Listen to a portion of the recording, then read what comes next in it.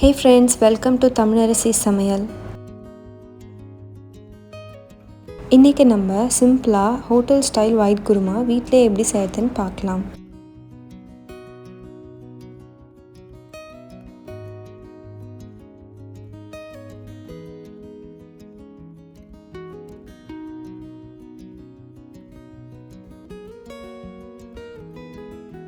அரைக்கிறதுக்கு 5 பச்சை மிளகாய் எடுத்திருக்கேன். குருமாக்கு காரத்துக்கு பச்சை மிளகாய் மட்டும்தான் சேர்க்குறோம். தேவையான அளவு சேர்த்துக்கோங்க. கூடவே ஒரு கைப்பிடி அளவு புதினா சேர்த்து அரைச்சிக்கலாம். அடுத்து அரை மூடி தேங்காய் சேர்த்துக்கலாம். 50 முந்திரி, ஒரு டீஸ்பூன் சோம்பு இதையும் சேர்த்து நல்லா அரைச்சி எடுத்துக்கலாம்.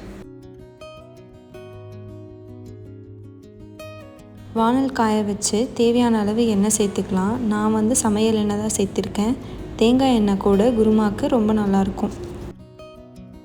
எண்ணெய் காஞ்சதும் 2 பிரிஞ்சி இலை, 2 ஏலக்காய், 2 பட்டை, 3 கிராம்பு இதெல்லாம் சேர்த்துக்கலாம். கூடவே 1 கப் வெங்காயம் சேர்த்து நல்லா வதக்கிக்கலாம். 2 கொத்து கருவேப்பிலையும் சேர்த்துக்கோங்க. வெங்காயம் வதங்கினதும் 1 டேபிள் ஸ்பூன் இஞ்சி பூண்டு பேஸ்ட் ஆட் பண்ணிக்கலாம். இஞ்சி பூண்டு பேஸ்ட் முன்னாடியே அரைச்சி வச்சதுனால அரைக்கிறப்போ நான் அதை காமிக்கலை.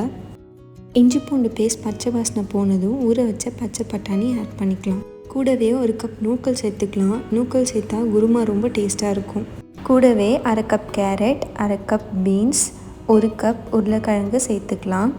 நான் இது மட்டும்தான் சேர்த்துருக்கேன். நீங்கள் வேணும்னா காலிஃப்ளவர் கூட சேர்த்துக்கலாம், அதுவும் நல்லாயிருக்கும். குருமாக்கு தேவையான அளவு உப்பு சேர்த்துக்கலாம். இந்த குருமாக்கு நான் தக்காளி சேர்க்கலை. வேணும்னா கொஞ்சமாக தக்காளி சேர்த்துக்கோங்க, இல்லைனா ரொம்ப புளிப்பாயிடும். இப்போது அரைச்ச பச்சை மிளகாய் புதினா பேஸ்ட்டு சேர்த்து நல்லா பச்சை வாசனை போகிற அளவுக்கு வதக்கிக்கலாம். குருமாக்கு தேவையான தண்ணி சேர்த்து காயை மூடி போட்டு வேக வச்சுக்கலாம்.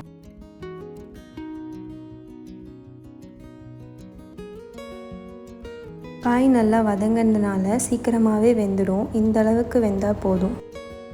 கடைசியாக அரைச்ச தேங்காய் பேஸ்ட்டையும் சேர்த்துக்கலாம். இந்த டைமில் குருமாக்கு உங்களுக்கு எந்த கன்சிஸ்டன்சியில் வேணுமோ அந்த அளவுக்கு தண்ணியும் ஆட் பண்ணிக்கோங்க. குருமா கொஞ்சம் தண்ணியாக இருக்க மாதிரியே பார்த்துக்கோங்க.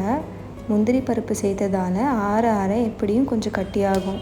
தேங்காய் சேர்த்து ஒரு 2-3 கொதி வச்சு கடைசியாக கொத்தமல்லி இலை சேர்த்து ஆஃப் பண்ணிக்கலாம். இந்த வெஜ் குருமா பரோட்டாக்கு பெஸ்ட் காம்பினேஷனாக இருக்கும். சப்பாத்திக்கு கூட ரொம்ப நல்லாயிருக்கும். ஒரு டைம் வெஜ் குருமா இந்த மாதிரி ட்ரை பண்ணி பார்த்துட்டு எப்படி இருந்துச்சுன்னு கண்டிப்பாக எனக்கு கமெண்ட்ஸில் ஷேர் பண்ணுங்கள்.